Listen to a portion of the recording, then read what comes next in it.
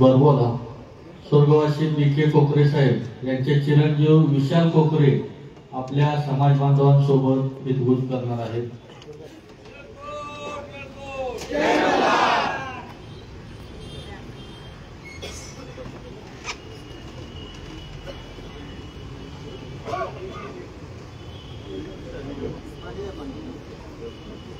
भावना एक सांगायचं राहिलं, ज्या बी.के. कोकरेने आपल्याला लढायला शिकवलं, एसटी आरक्षण असतंय हे शिकवलं, त्या कुटुंबाला आपण समाज म्हणून काय देऊ शकलो याची जरा जाणीव ठेवा. म्हणून आज या स्टेजवर फक्त बी.के. कोकरेंच्या चिरंजीवाला आम्ही बसवलंय. आम्हाला कोणालाच बसवता आला असतो.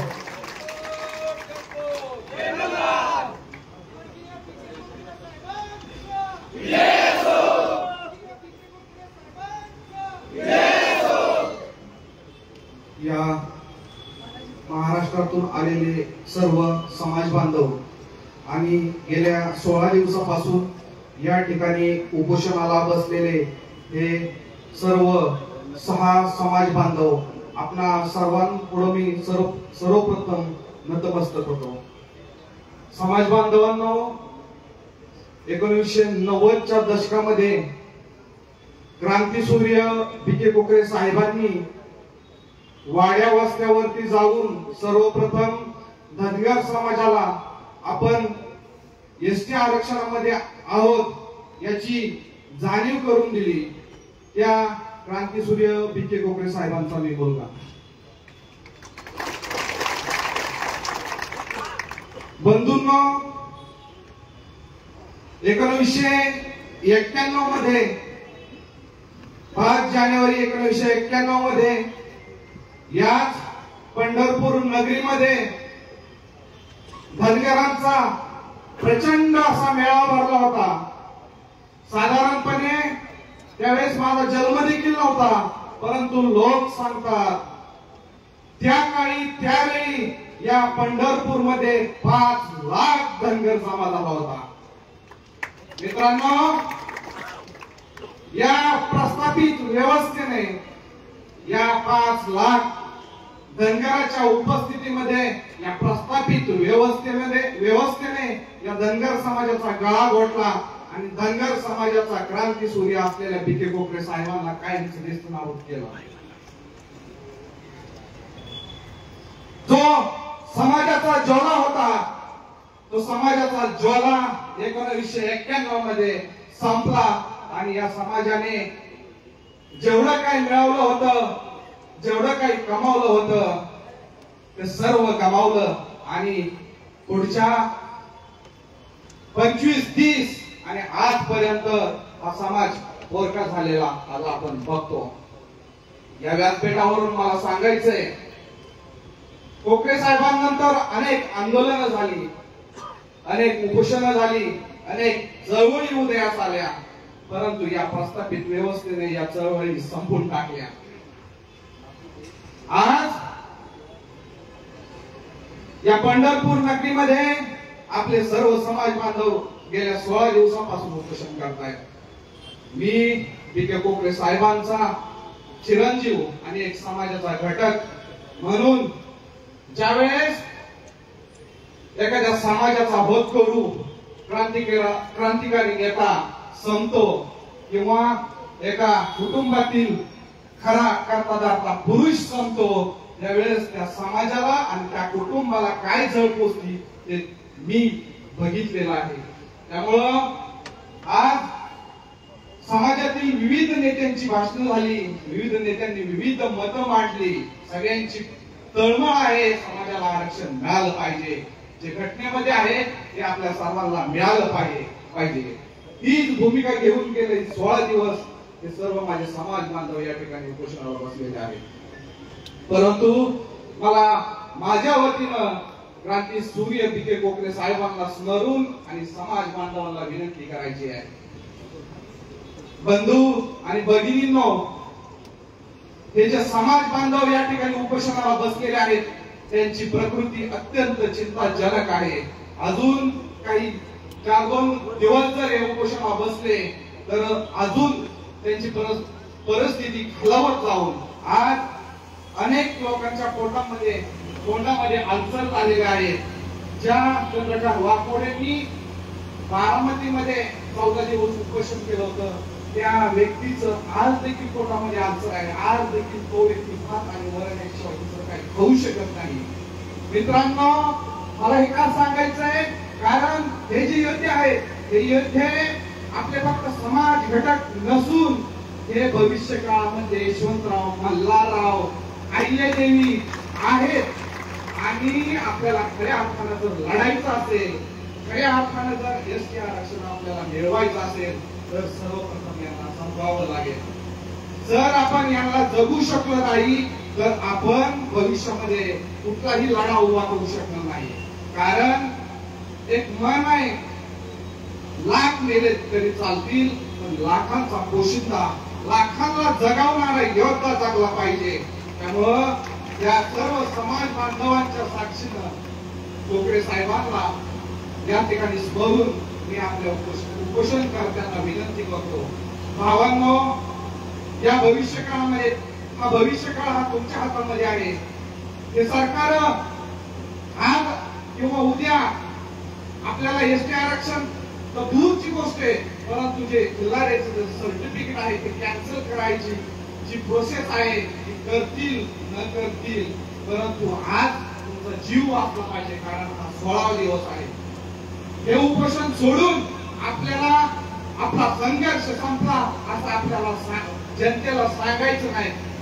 मित्रांनो, 1989 मध्ये जिथे कोकरे साहेबांना ज्या प्रस्थापित व्यवस्थेने संपवलं त्या पंढरपूर नगरीमध्ये एक नवीन संघर्ष हे उपोषण सुटल्यानंतर या महाराष्ट्रामध्ये तयार होईल. आणि त्याचमुळं या तमाम माझ्या बंधूंना आणि या ठिकाणी उपस्थित सर्व समाज बांधवांना विनंती की आज आपण तुमचं उपोषण या समाज बांधवांच्या वतीनं सोडावं. कारण आम्हाला तुमची गरज आहे, आम्हाला तुमची गरज आहे.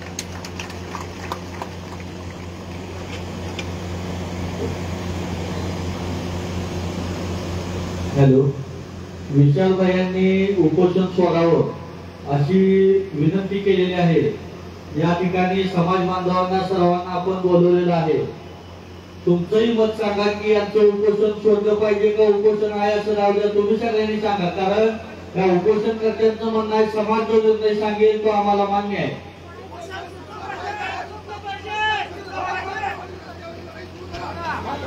तुम्हाला जे वाटतंय बाबा उपोषण सोडलं पाहिजे असं वाटत असेल तरी सगळ्यांनी हात वर करून सांगा. कारण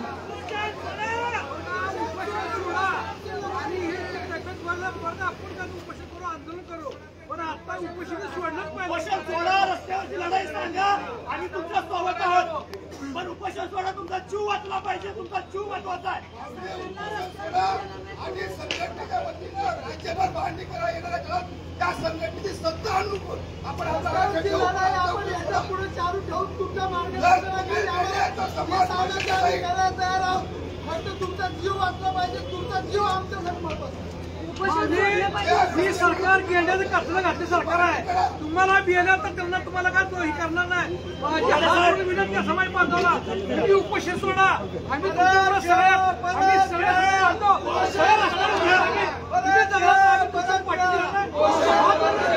उपोषण सोडा. तुम्ही टाइम वॉर्ड कार्यक्रम द्या. आचारसंहिता लागायच्या अगोदर धनगर समाजाने काय करताय सांगा. रस्त्यावरची लढाई लढा तयार आहात. उपोषण मागे घ्यावं. तुमचा जीव महत्वाचा आहे. त्या समाजाच्या वतीनं आमची मागणी आहे. सगळ्या समाज बांधवांना विनंती आहे, 5 मिनिटं खाली बसून घ्या. समाज जो निर्णय सांगेल तो सर्वांच्या जी सांगतात त्यानुसार निर्णय घेतला जाणार आहे. त्यामुळे सर्वांनी खाली बसून घ्या 10 मिनिटं.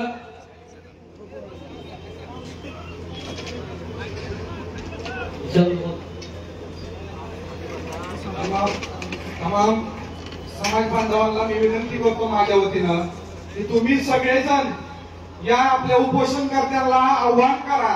कारण की त्यांचा जीव महत्वाचा आहे. पण त्यांचा जीव वाचला तरच आपण लढणार आहे. सर्वांना विनंती, सर्वांनी हात वर करून सांगा की उपोषण सोडा.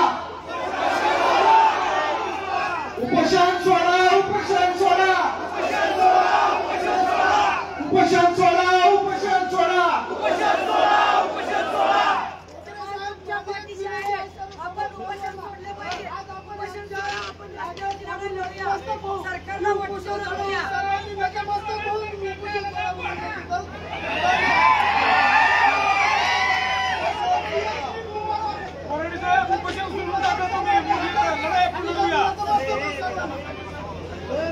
ऐका एक मिनिट. आता संबंध महाराष्ट्राचा धनगर समाज तुमच्या पाठीशी आहे.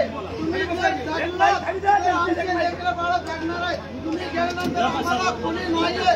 यासाठी तुम्ही सर्वांनी उपोषण सोडावं आणि रस्त्यावरची लढाई लढा. पंढरपूर पासून पेटवून द्या. महाराष्ट्र पेटवा. कुणी मागे सरू नका. हे बांधव 16 दिवस झाले इथं उपाशी आहे. याच्यासाठी ही देणगी घ्या आणि सर्वांचा महाराष्ट्र पेटवा.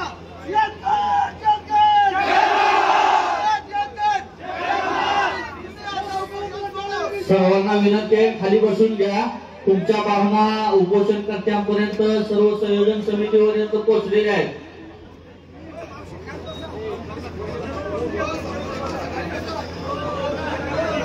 सर्वांना विनंती आहे, उपोषणकर्ते दीपक बोराडे सर्व उपोषणकर्त्यांच्या वतीनं आपल्या समोर बाजू मांडतील. शांत बसून घ्या. खाली बसा. आहे या जागेवरती जिथं जागा मिळेल तिथे खाली बसून घ्या. समाज खाली बसून घ्या. दीपक बोराडे बोलणार आहे. आणि सगळ्यांना विनंती, हे समाज बांधव बाहेर जात आहेत, त्यांनी मंडपामध्ये यायचं आहे. समाज बांधवांना विनंती माझी, मंडपामध्ये या आणि खाली बसून घ्या. सर्व समाज बांधवांनी 2 मिनिटं दीपक भाऊ बोलणार आहेत, ऐकून घ्या. सर्व समाज बांधवांना एक विनंती आहे, कुणी भावनिक होऊ नका. भावनिक होऊन आपल्याला अनेक चुका होतील आपल्याकडून. आपण सगळे एकदा जागेवर बसून घ्या.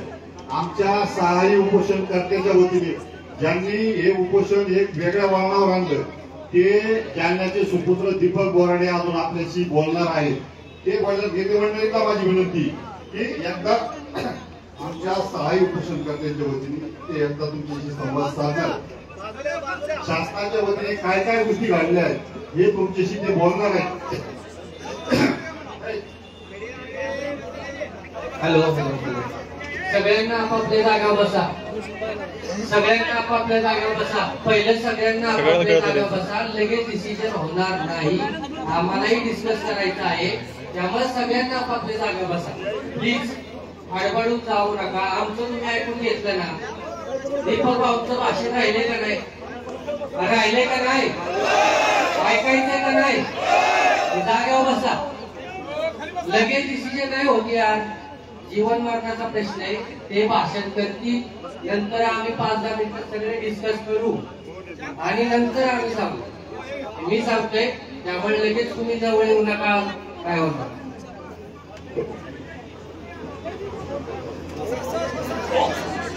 पहिल्यांदा सर्वजण आपापल्या जागेवर खाली बसा. कुणीही उभं राहणार नाही. इकडचे भाऊ सुद्धा हात जरा सगळे जोरात बोलायला लागले. मला पण जोराला बोलायला काही खाऊन नाही. सलाईन लावून सगळे बसलेले तिकडे. 10 किलोच्या कमी एकाचंही वजन कमी झालेलं नाही. पहिल्यांदा एक नम्र विनंती, ज्याच्याकडे अँड्रॉइड मोबाईल आहे, फेसबुक व्हॉट्सअप व्हिडिओ करा चालू.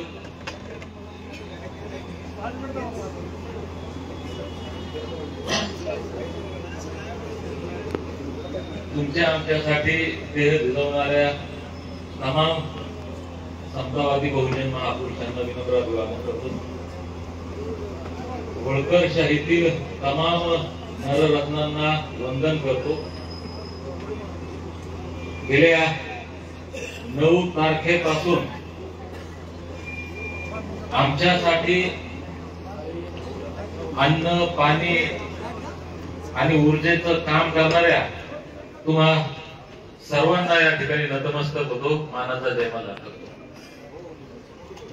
भावांनो, आजच तुम्हाला इथं का बोलवलंय त्याचं कारण पहिल्यांदा असं आहे की सरकार आपल्याकडे आलं, चर्चा झाली आणि आम्ही त्यांना 8 दिवसाचा टाइम दिला होता. ते 8 दिवस आज पूर्ण होतात म्हणून तुम्हाला पहिल्यांदा आम्ही इथं बोलवलं. आणि तुम्ही तुमचा अमूल्य वेळ देऊन तुमचे काम धंदे सोडून या ठिकाणी आलात। या पांडुरंगाच्या पंढरीमध्ये धनगरांच्या एसटी आरक्षणाची वारी आपण भरवली, त्याबद्दल सर्वांचं मनापासून आभार व्यक्त करतो, अभिनंदन। आणि काल मला वाटतं शेवटची यशवंत अण्णाला सरायला लावली ना, म्हणून अण्णाला इकडून मला कोणते म्हणत होते की अण्णाचा आवाज जरा बारीक जोरात लोक म्हणतील, अरे म्हणू द्या, पण तोट्याला काय म्हणायचं म्हणू द्या। आपल्याला माहिती आहे ना आपण इमानदारीने काय करतो, इथं सलाईन लावली काल अण्णाला म्हणून अण्णाचा आवाज वाढतो आणि उद्या नाटक करायचं, हळू बोलायचं, हे करायचं, याच्यासाठी आम्ही बसत नाही। आता आमच्या भावनाला प्रचंड आहे, आता त्या गणेश दादांना सगळ्या बोलून दाखवल्या, तिकडे मी जात नाही आता अजिबात। दोषही कोणाला देत नाही, तुम्हाला सांगतो। काँग्रेसवाल्यांनी राष्ट्रवादीवाल्यांनी 60 वर्ष आमचं वाटोळ केलं, 1% चूक नाही द्यायची। 10 वर्ष झाले भाजपवाले आम्हाला चिवते बनवून राहिले, त्याची अजिबात चूक नाही, चूक आमची आमची। म्हणजे मी जर कोणाला 100 रुपये उसने दिले आणि त्याला प्रेमान म्हणलं दादा दे रे, एकदा मागितले देत नाही, दुसऱ्यांदा मागितले देत नाही, तिसऱ्यांदा मागितले देत नाही, आणि मी पाया पडत 100 वेळेस मागितल्यावर देईल का तो? चूक आमची आहे ना। 7/12 विश्वरत्न डॉक्टर बाबासाहेब आंबेडकरांनी संविधानात दिलंय ना, आम्ही काय आमच्या मनाचं मागत नाही ना। यादी आहे ना 47 जातीची, काय 36 नंबरवर ओरवान धनगड, मग काय इतक्या वर्षामध्ये एखादा धनगड पुढे येत नाही, म्हणत नाही दीपक बोर्डे तुला शाय ना झाला करे, आमच्यात घुसखोरी करतो। हे बिचारे आदिवासी म्हणतात, ते बिचारे आमचेच भाऊ आहेत, त्याचा दोष नाही, त्याला सांगणारे दुसरे कोणीतरी आहेत। पण बाबासाहेब आंबेडकरांनी इतका बुद्धिमान माणूस या भूतलावर आतापर्यंत जन्माला आला नाही। ते बाबासाहेब ज्यावेळेस धनगरांना एसटीच्या सवलती देतात, का देत असतील बरं? कारण धनगर एकमेव जमात या देशातली अशी आहे, मी या प्रत्येक घटनेत साक्षीदार आहे, तुम्ही प्रत्येक जण या गोष्टीचे साक्षीदार आहे। आमचा जन्म कुठं होता आम्हाला माहित नाही, हे टाकले कोणाच्या तरी शेतात, तिथं त्या वाड्यावर। आमचा मृत्यू कुठं होतं माहित नाही, आणि मी तर शॉकिंग, म्हणजे मलाही माहित नव्हतं। मी ज्यावेळेस सर नोकरी सोडून आलो आणि माझ्या गावी मी म्हणजे रोडवरच माझं हॉटेल राहिलं, तर मला ते पत्रिका, आता ते लोकांना माहित झाले धनगराचं हॉटेल आहे, मग नांदगाव साईडचे, नाशिक साईडचे मेंढपाळ यायचे बिचारे, ते आपल्यापणानं तिथं मग आम्ही त्यांना काय जी मदत करायची ती करायचो। तर ते आपल्यापणाने एक दिवस पत्रिका घेऊन आला बाबा, म्हणजे साहेब तुम्हाला लग्नाला यावं लागतं। अरे म्हणलं बाबा इतक्या दूर यायला मला काही टाइम नाही। नाही म्हणजे साहेब दूर नाही लग्न, जागीचे म्हणे इथं नांदगाव म्हणे, नांदखेड म्हणून गाव आहे आमच्या इथं, नांदखेडच्या शिवारामध्ये त्या राठोडच्या शेतामध्ये म्हणे। नाही राठोडच्या शेतात लग्न, आणि पोरगी कुठली आहे? पोरगी तिकडचीच आहे, पोरग तिकडचंच आहे, आणि लग्न नाशिकच्या माणसाचं लग्न जालना जिल्ह्यात होतं। असं आहे कोणाच्या याच्यामध्ये, कोणत्या जातीमध्ये? मग ही रानोमाळ भटकणारी जात, डोंगर दळ्यामध्ये राहणारी जमात, आणि खरंच यांना जर प्रगतीच्या एकूणच सामाजिक, राजकीय, शैक्षणिक सगळ्या मुख्य प्रवाहात आणायचं असेल तर यांना आरक्षणाची गरज आहे, म्हणून बाबासाहेबांनी दिलं, आणि दिलं 36 नंबरवर। मग जी जातच अस्तित्वात नाही त्या जातीला आरक्षण द्यायला बाबासाहेब म्हणजे काय वेळे आहेत काय? कोण येते धनगर 36 नंबरवर असणारे? तर ते आम्हीच आहेत ना, हे सत्य आहे। आणि ते सत्य आम्हाला जर कोणी म्हणजे त्या संवैधानिक अधिकारापासून वंचित ठेवत असेल त्याला आम्हीच जबाबदार आहे। अन्याय करणारा अन्याय करणारच आहे ना, बाबासाहेबच म्हणले अन्याय करणाऱ्यापेक्षा सहन करणारा गुन्हेगार आहे। मग काय केलं 78 वर्षात आम्ही? आता लढाईच्या भाषा भाऊ म्हणतात रस्त्यावरच्या लढाई खरंच संपल्या। आता जर त्या लढाया जर असत्या तर एक यशवंतराव होळकर तिकडून निघाले आणि हडपसरचा इतिहास सर्वांपुढे, हे सगळे यशवंतरावांचे वंशज इतिहास आम्ही ताकदीने सांगतो, वक्तीच आहे आम्ही, बोलायला लागलो ते 1-1 घंटा बोलतो, असेल थरथर करतात लोक। प्रत्येकात गणेश बोला पोरग म्हणतो आपण त्याला, पोरग आहे आम्हालाही पोरगच म्हणते। मी ज्यावेळेस नोकरी सोडून आलो दादा येड आहे म्हणे, याला काय काहीतरी सापडा असेल तिकडं, म्हणून सोडली, कोणी म्हणे सस्पेंड झाला असेल म्हणून सोडली, काहीतरी कापला केला असं. बुलढाणा जिल्ह्यात रेकॉर्ड आहे, महाराष्ट्रात पोलीस दलात आपल्यासारखं काम कोण केलं ना, अतिशयोक्ती नाही. पिक्चर स्टाईल काम केलं, पिक्चर स्टाईल नोकरी सोडली. आपलेच हेच तर प्रॉब्लेम आहे. माऊली बाजूने हा खाऊन पिऊन बसत नाही आणि इकडे आमचे माप काढतो. प्रत्येकाला आता इथं हे आंदोलन उभं राहण्यावर खरं सांगा, तर्क लावायला काही लावता येतं, बोलणाऱ्याच्या तोंडाला हात लावता येत नाही. हे आंदोलन कोणत्याच राजकीय पक्षाचं प्रेरित नाही, हे आंदोलन कोणत्याच नेत्याचं प्रेरित नाही, कोणत्याच संघटनेचं प्रेरित नाही. आमचे ऍडव्होकेट विजय गोखले सर आणि गुरुदेव कुठे, त्यात एकच इथं मल्हार मावळा गुरुदेव, बाकी तिकडे. या लोकांनी एक संकल्पना काढली, एक अधिवेशन घेतलं पुण्याला, आणि मी 3 महिने 3.5 महिने झाले मी घरीच नाही. मलाही असं वाटलं, कारण मला बरेच लोक बोलत असतात की दीपक भाऊ तुम्ही जितकं रक्त इकडे तिकडे आठवून राहिले, तुम्ही जितका वेळ इकडे तिकडे खर्ची करून राहिले, कारण आपले आंदोलन गाजलेले आहेत महाराष्ट्रात धनगरांसाठी, तुम्ही थोडा वेळ इकडे द्या. आणि माझ्याही मनात ते होतं की मला आता तिकडे गरज नाही, आता आपण इकडे आलं पाहिजे, म्हणून मी पुण्याला गेलो. आणि असं वाटलं की खरंच हे प्रामाणिक, मी पोरच म्हणतो त्यांना, माझ्यापेक्षा मोठे आहेत का लहान मला माहित नाही, मी पोरं याच्यामुळे म्हणतो की त्यांना जमिनीवरचा प्रॅक्टिकल कुठलाच राजकीय बिजकीय अनुभव बिचाऱ्यांना काहीच नाही, साध्या मनाचे आहेत ते. आणि मला असं वाटलं की साध्या मनानं साध्या भावनेनं प्रामाणिकपणे पुढे आले, आपल्या सारख्यांना यांना साथ दिली पाहिजे. आणि त्या विचारातून हे आंदोलन उभं राहिलं. का तर याची गरज होती, कारण निवडणुका आल्यावरच आंदोलन होतं, तर निवडणुका आल्यावरच आपल्यालाही वाटतं की काहीतरी मिळेल. आणि मिळू शकतं का, काय वाटतं तुम्हाला, एकदा सांगा बरं एका आवाजात. मिळू शकतं, मिळू शकतं, कारण आम्हाला काही घटना दुरुस्ती करायची नाहीये, आम्हाला काही अधिवेशन बोलवायचं नाही, आम्हाला काही संसदेचं 1/3 बहुमत लागत नाही, काहीच लागत नाही आम्हाला. फार साधं आणि सोपं आहे, त्या खोलातही मी जात नाही. फक्त त्याच्यासाठी एकच करावं लागतं, आमच्यासारखे प्रामाणिकपणे पुढे आले ना, तर तुमच्या सारख्यांना सुद्धा प्रामाणिकपणे आमच्यावर विश्वास ठेवावा लागेल. आणि ते केलं होतं आपण, मी केलं होतं हा शब्द वापरतो, आता त्या प्रोसिजर मध्ये आपण नाहीये, सध्या दुर्दैवानं नाहीये. या पांडुरंगाच्या पंढरीमध्ये ते वातावरण तयार झालं होतं, आणि पहिल्यांदा मी त्याचा साक्षीदार नाही, मी ते एकनाथ शिंदेचा एकटा काही समर्थक नाही, पण एक चांगला माणूस आहे असं मी मानतो, साधा माणूस आहे. आणि कदाचित आपल्याविषयी प्रेम आहे का नाही मला माहित नाही, कदाचित त्यांच्याही डोक्यात असं असेल की चला आता आपण बी ऍक्सिडेंटल मुख्यमंत्री तर व्हायले, पुन्हा होक नाही सांगता येत नाही, पण धनगर जमातीचा 78 वर्षाचा अन्याय करून एक पुण्याचं काम तर माझ्या पदरात पडल, म्हणून बिचारा प्रामाणिकपणे होता. आता आदरणीय फडणवीस साहेबच म्हणतो मी, आणि आदरणीय अजितदादा, या दोघांच्या मनात काय काळ वेळ चाललाय अजून समजायला मार्ग नाही रमेश दादा आपल्याला. पहिल्यांदा सगळे म्हणत होते एवढी पॉझिटिव्ह मिटिंग झाली, हे झालं ते झालं, 8 दिवसापूर्वी आम्हाला म्हणे आंदोलन स्थगित करा. बरं त्याच्यातही काही लोक, मी जबाबदारीनं बोलतो, हे मोबाईल याच्यामुळे सांगितले मी रेकॉर्ड करायला की हा माझा शब्द प्रत्येक धनगराच्या कानावर चांगला गेला पाहिजे, मेंदूत फिट झाला पाहिजे.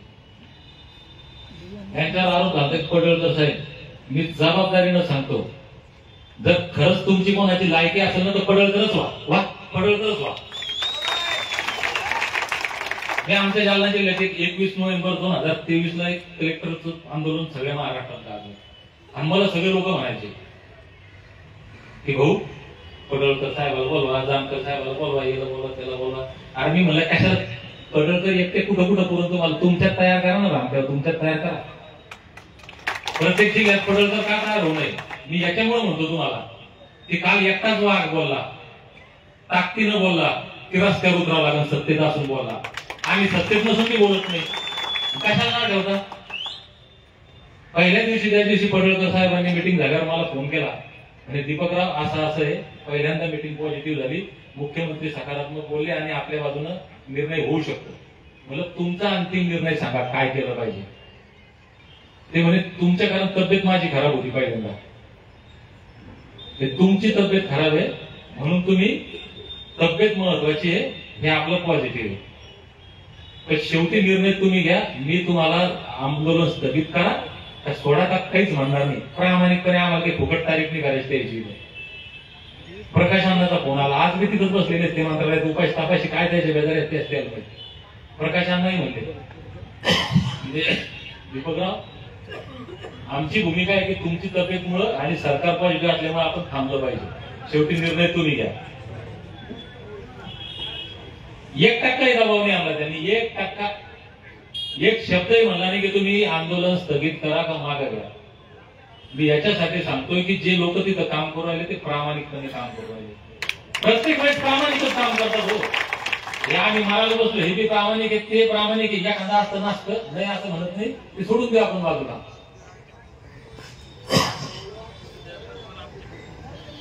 आपलं दुर्दैव काय आहे की फसवणाऱ्यांना माहिती आहे की सगळ्यात सोपी जमात आहे फसवायला. सगळ्यात सोपे मोन्याला फसवणं सोपं आहे आणि ते फसवतात बिचारे आपल्याला.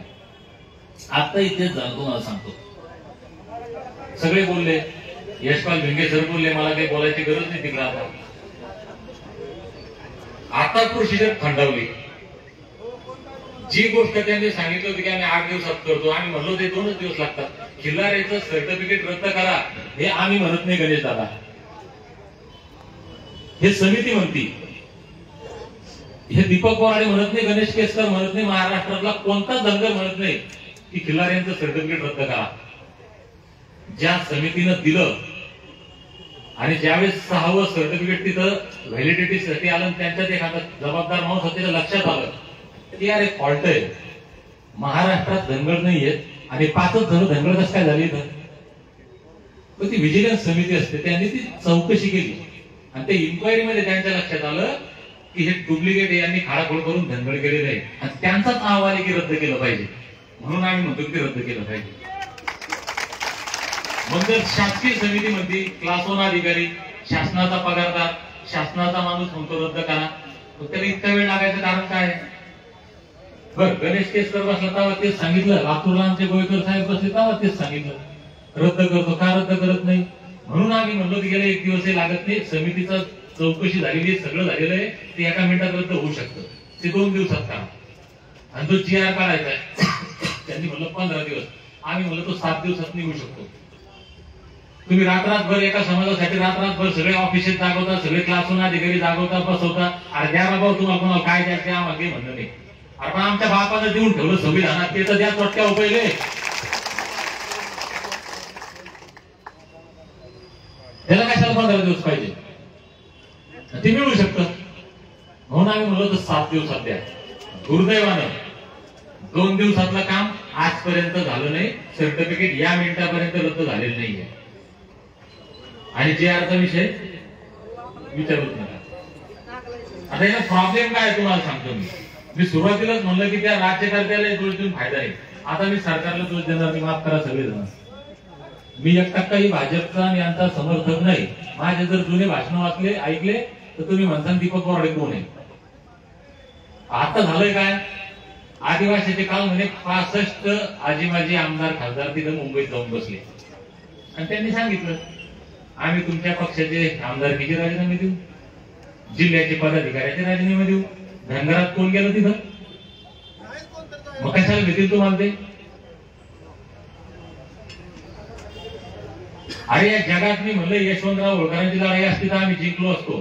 पण आता सगळ्यात मोठा हत्यार आम्हाला दिले बाबासाहेबांनी, ते मताचा अधिकार. आम्ही काय करतोय? सापनाथ झाला की नागनाथ आणि नागनाथ झाला की आजगर. चेतन भाऊ आजगराला मत दिले, ते आजगर आम्हाला गिळायचं काम करणार आहे ना. आज जर आमचे रमेश दादा 25-30 आमदार तिथे असते आणि आमच्या आमदारांना जर फडणवीस साहेबांकडे जाऊन सांगलं असतं की फडणवीस साहेब तुम्ही 14ला वचन दिलं होतं, बॉन्डवर लिहून दिलं, तर माझा सगळा अभ्यास झालेला आहे म्हणले होते, आम्हाला लोक समाजात आता उभं राहू देत नाही. समाजात विचारतात लोक की तुम्ही भाजपचा प्रचार करायला आले, तुम्ही भाजपचं काम करायला आले, फडणवीसला विचारा. काही नाही आवाज तिकडे लक्ष देऊ नका, इकडे लक्ष द्या. सर 25 आमदार जर गेले असते फडणवीसकडे, फडणवीसनं दिलं नसतं तुम्हाला. हे काही नाही आपला पण आपण आम्ही कधी जागे होणार आहे? जाऊ दे जरा शांततेनं, ते मुके जनावर बिचारे जाऊ दे शांत.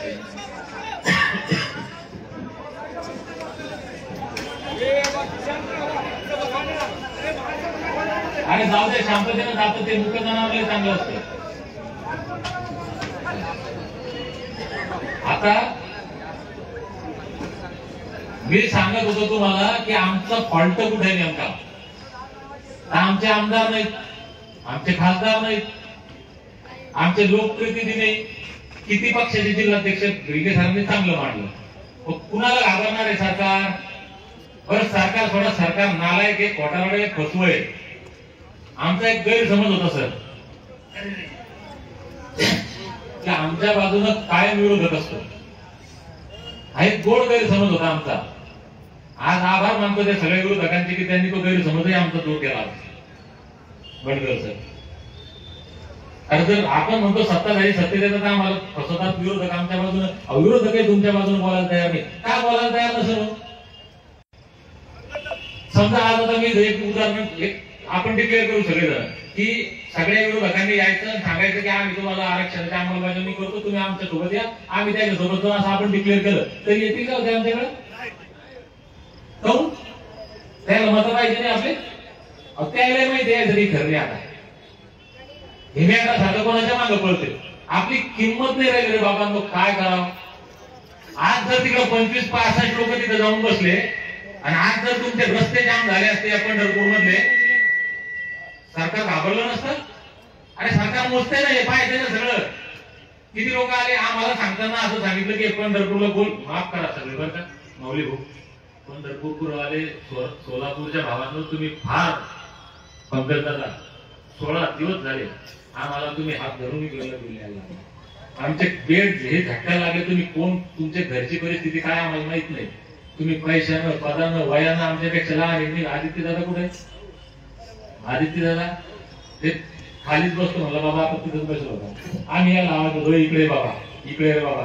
ते मस्के सर कुठे? आम्ही आवाज देतो, काम सांगतो आम्ही त्याला. खरं लाज वाटते काम सांगायची, माफ करा. आम्ही त्याला काम सांगतो इकडे हे करा, आणि सगळे करू राहिले.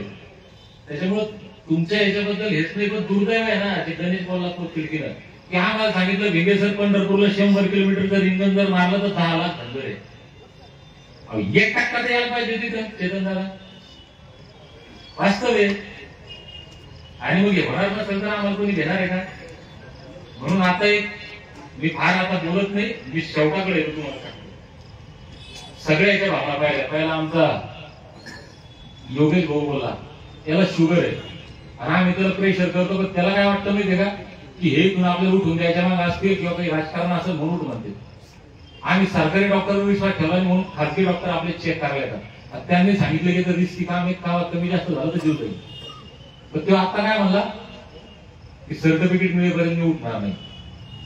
आमचे सगळे सिनियर माणूस आहे, 52 वर्ष कंप्लीट झाले त्या माणसाला.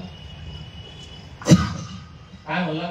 लय झालं नाही आयुष्य, संसार झाला, सगळं झालं, घर दार लेकर बाळ पैसे प्रॉपर्टी सगळे, आता उर्वरित आयुष्य जाऊ दे समाजाच्या नावाने, बलिदान द्यायला तयार. ज्या माऊलीला लोक म्हणत होती की याचा माणूस त्याचा माणूस, ते काय म्हणला आता की मी उठायला तयार नाही. विजय भाऊ तेच म्हणले. आमचा गणेश तर त्याचं काहीच नाही विचारायचं, अजून त्याचा संसार सुरू झाला नाही, त्याची प्रॉपर्टी नाही, घरदार नाही, काहीच नाही. त्यानं आता सांगितलं आम्हालाही माहित नाही कोणाची पारिवारिक पार्श्वभूमी काय. ते म्हणला की आई वडील नाही बघाय मागायचे. खरं म्हणजे त्याचं कर्तव्य पहिले पण ते आई वडिलांसाठी त्यानं जगलं पाहिजे, पण ते सोडून ते म्हणतो मी म्हणतो समाजासाठी. आमचं तर बाहेरच काम नाही. मी नशीब म्हणजे माझ्यासारखा नशिबवाल्या महाराष्ट्रात दुसरा भिंगे सर कोणीच नसेल. मी अत्यंत म्हणजे गर्विष्ठपणाने सांगतो, मी अभिमान आहे मला माझ्या परिवारावर. 3-3.5 महिने झाले मी घर सोडले. 3.5 महिन्यामध्ये एकही दिवस असा नाही रेकॉर्डला की मी 24 तास घरी आहे 3.5 महिन्यात. ना बायको कंप्लेंट करत, ना पोरी कंप्लेंट करत. पोटा पाण्याचा एकच उद्योग आहे माझा, छोटासा हॉटेल. नोकरी सोडून दिली, पेन्शन नाही मला. आणि मी घरचाला गरीब आहे, 4 महिन्याचा असताना म्हणजे परिवार नाही काही म्हणजे जात नाही. पण सांगतो याच्यासाठी की आम्ही आमच्या संसाराची सुखी संसाराची राख रांगोळी करून घेऊन आलो. इथं लय चांगलं होतं. खात्यात असतो आता एपीआय असतो 3-3 स्टार खात्यावर. कधी कधी माझी बायको चिडून म्हणती 100च्या वर नाही मित्र बॅचमेट क्लास 1 अधिकारी तुम्ही ते आज क्लास 1 असते चांगले असते कशाला काम धंदे करू राहिले. चांगलं आम्ही सोडून दिलंय. मी छोटस हॉटेल आहे माझं जाफराबाद तालुक्यामध्ये जालना जिल्ह्यात. कोणी ओळखीचा असेल तर विचार म्हणा दीपक वाडेल तुम्ही शेवटचं हॉटेलवर कधी पाहिलं ते कारभार पाहताना कधी पाहिलं. हे सांगतो म्हणजे काय फारा म्हणजे 3 वर्षाचा भाग नाही. आपण दुःखय बाबा हो ज्या समाजात आम्ही जन्माला आलो त्या समाजाचं वाटोळ होतंय हे डोळ्यानं पाहिलं जात नाही. म्हणून या समाजाचा आम्ही काहीतरी देणं लागतो. आम्ही भगतसिंग सुखदेव राजगुरूला मानणारे लोक आहेत आणि क्रांती बलिदान मागते आणि क्रांती घडायची असं तर आमचं बलिदान आम्ही द्यायला तयार आहे. आम्ही राख राखलो हे पोरग तर काल बोलता बोलता झालं लग्नच करत नाही म्हणे आता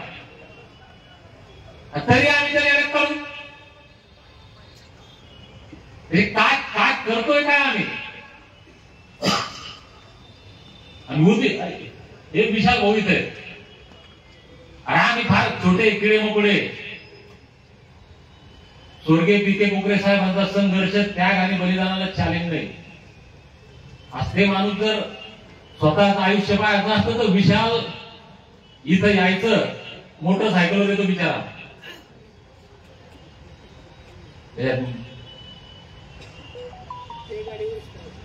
अरे बीएमडब्ल्यू मध्ये फिरला असताना पी.के. कोकरे साहेब बीएमडब्ल्यू मध्ये फिरले असते कोटीच्या बंगल्यात राहिले असते हे पोरग राहिलं असतं. आज या पोराच्या हाल याची याला माहिती काय. आता समाजाला हे तरी समजणार आहे की समजणार आहे का नुसतं मरणाऱ्यानं मरत राहायचं करणाऱ्यानं करत राहायचं आम्ही आपलं हुरे करत राहायचं. म्हणून मी जे विशाल भाऊ बोलले तुम्ही बोलले या मताशी आता सहमत आहे. सगळे जण विचार करा. आता माझं मत असं आहे भावांनो 16 दिवस झाले उपोषणाला दबाव राहिला पाहिजे असं मला वाटत होतं की शेकडो आंदोलनं झाली शेकडो बैठका झाल्या तितकेच आश्वासनं झाले. लबाडा घरचं आमंत्रण जेवल्याशिवाय खरं नाही. म्हणून आम्ही उठणार नव्हतो दबाव पाहिजे होता. पण मला असं वाटतं आता या पंढरपुरातल्या उपोषण स्थळाचा दबाव संपलेला आहे असं मी जबाबदारीनं बोलतो. आता दबाव जर तयार करायचा असेल मी एक मत या ठिकाणी व्यक्त करतो गणेश दादा तुम्हाला पटलं तर हो म्हणा नाही पटलं तर आपण याच्यावर चर्चा करू. आता खरोखर सगळ्यांची तब्येत ठाऊन आहे. आता तुम्ही इन कॅमेरा हे रेकॉर्डिंग चालू आहे काही पण खायला आणा कोणत्याही प्रकारचं अन्न खायला आणा 6 पैकी कोणालाही खायला द्या 5 मिनिटात जर उलट्या झाल्या नाही तर मी इथे डॉक्टर सगळे बोलायचं पचूच शकत नाही अन्न आम्हाला. म्हणून आता मी एक मत मानतो अण्णा आपण या ठिकाणावर उठावं हॉस्पिटलमध्ये जावं 2-4 दिवस 5 दिवस जे काय आपल्या प्रकृतीच्या हिशोबाने आपण गणेश दादा यशवंतराव त्या नागपूरला अटक केलं होतं त्याला सुटले कशी तरी नशिबानं आणि सुटले तर काहीच नव्हतं घोडा नाही तलवार नाही काहीच नव्हतं शस्त्र नाही सैन्य नाही काहीच नाही. तिथून निघले एक जमा करत आणि पुढे हालत करता इतिहास आहे. पेशवा पाहिला तर सर्व बसेल जाऊन इंग्रजाला मिळाला इतिहास आहे. म्हणून आराम करू पक्के उमावली आणि इथूनच पुन्हा याच पांडुरंगाच्या पंढरीतून मुंबईकडे कूच करू. काय त्याला भेटलं ना आरक्षण देतील GR काढतील सर्टिफिकेट देतील. मी जबाबदारीनं बोललो होतो मी याचा पुरस्कार नाही अजिबात. आमच्या घरामध्ये देवदेवतांचे फोटो आहेत. मी जबाबदारीने बोलतो शिंदे साहेब आपण ऐकत असाल तर महापुरुषांचे फोटो आहे. आम्ही अहिल्याबाईंना पुजतो मल्हारराव होळकर यशवंतराव होळकर भीमाई होळकरांचे फोटो आमच्या घरामध्ये हे आमचे देव आहेत. 78 वर्षाचा अन्याय जर तुम्ही दूर केला तर आमच्या जमातीला जर एसटी सर्टिफिकेट दिलं तर यांच्या बरोबरीने तुमचे फोटो आम्ही लावू. म्हणून सर्टिफिकेट घ्यायला GR घ्यायला मुंबईत जाऊ गणेश दादा आणि जर GR नाही दिला तर तिथंच शपथ घेऊ की पुन्हा जोपर्यंत तुम्ही आम्ही जिवंत आहे तोपर्यंत या भामट्यांचे फोटो या विधिमंडळात लागले नाही पाहिजे.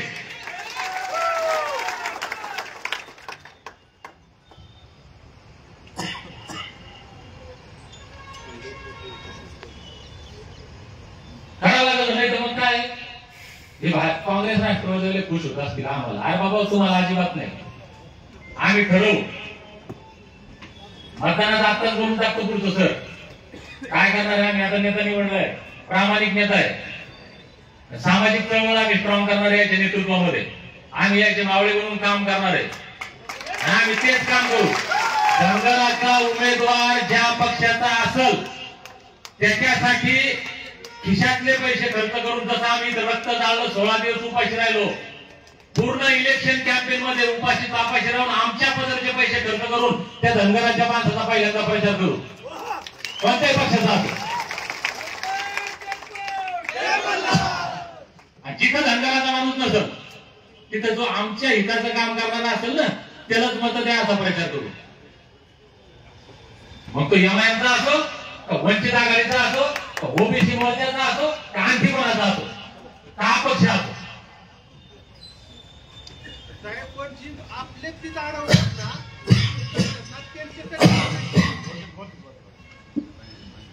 म्हणून आता आपण निर्णय केला पाहिजे दादा, गणेश दादा. आपण आपलं नुसतं बलिदान दिल्यानं सरकारला फरक पडणार नाही, जमातीलाही काय फरक पडेल आपल्याला माहित नाही. म्हणून जमातीत जर जागा करायचा असेल आणि यांच्या डोक्यातले मेंदू जसे घालवून पक्के करायचे असतील तर आपल्याला फिरावं लागेल याच्यात. मग इथं उपाशी तापाशी म्हणून आपलं रक्त आटल्यापेक्षा आपण खाऊन पिऊन याच्यात फिरू ना. हा नाही राहायचं, घरीच नाही राहायचं. चला आपण शपथ गेले ना, सर्टिफिकेट आल्याशिवाय घरी जायचं नाही, नाही जायचं सर्टिफिकेट आल्याशिवाय घरी. इथं जाऊ काय गाडी भेटू आणि इथूनच मुंबई निघू. काय हे सोडायला घरदार मग त्या चंद्रभागेत अर्पण झाल्यापेक्षा समाजात अर्पण होऊन जाऊ ना, समाजात जाऊ आपण.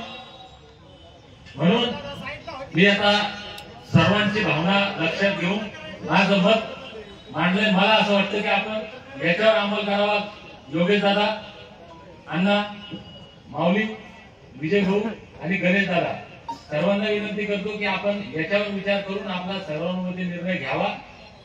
परत एकदा राज्याच्या कानाकोपऱ्यातून आपण जागरूक आहात, आम्ही जिवंत आहोत, आमच्या डोक्यामध्ये मेंदू आहे आणि तो आमच्याच इशाऱ्यावर चालतो हे सिद्ध करण्यासाठी आपण सर्व इथं आलात.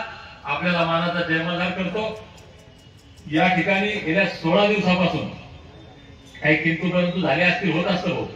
एका घरी एका आईच्या पोटी जन्माला आलेले 4 लेकरं, त्यांच्यात पण कुरकुर असते, कोणी कोणावर रागवतं, कोणी काही होतं. आमच्याकडूनही पंकज दादा सर काही चुका झाल्या असतील तर तुमचा भाऊ म्हणून, तुमचा मुलगा म्हणून सगळे जण आम्हाला पदरात घ्या. आमचा याच्यात काही स्वार्थ नव्हता, आम्ही स्वतःसाठी काही केलं नाही. तुम्हाला दुखवण्याच्या उद्देशाने काही बोलू नसेल, तुम्हाला आम्ही मोठे असूनही काम चांगलं असेल तर समजून घ्या. तुमचे हे आभार मानून तुमचे हे उपकार किंवा तुमचं कार्य आम्ही या ठिकाणी विसरू इच्छित नाही. तर तुमच्या ऋणात कायम राहू. पंढरपूरची बरीच मंडळी की जी मंडळी खाली बसून राहिली, वर आलेली त्यांच्या पद्धतीने त्यांना काय करता आलं ते करता आलं. आता मी कोणाचं नाव घेऊन एकट्याला मोठेपणा देत नाही, पण सगळेच सोलापूर जिल्ह्यातले सगळेच मंडळी, कोणी फोनवर बोलत होतं, कोणी इथे येत होतं, कोणी कानात येऊन काही सांगत होतं, कोणी तिथून काही करत होतं, या सगळ्या मंडळींनी हे आंदोलन यशस्वी होण्यासाठी प्रत्येकानं प्रामाणिकपणे प्रयत्न केला. त्याचाच हा परिणाम आहे की हे आंदोलन आपण, मी जरी राग म्हणलो असेल की विकलं काही नाही, पंढरपूरच्या आंदोलनानं 100% या महाराष्ट्रामध्ये एक इतिहास घडवलेला आहे आणि एक इतिहास उद्या घडवण्याच्या दिशेने आपण वाटचाल करू एवढी अपेक्षा करतो. थांबतो. जय महाराज.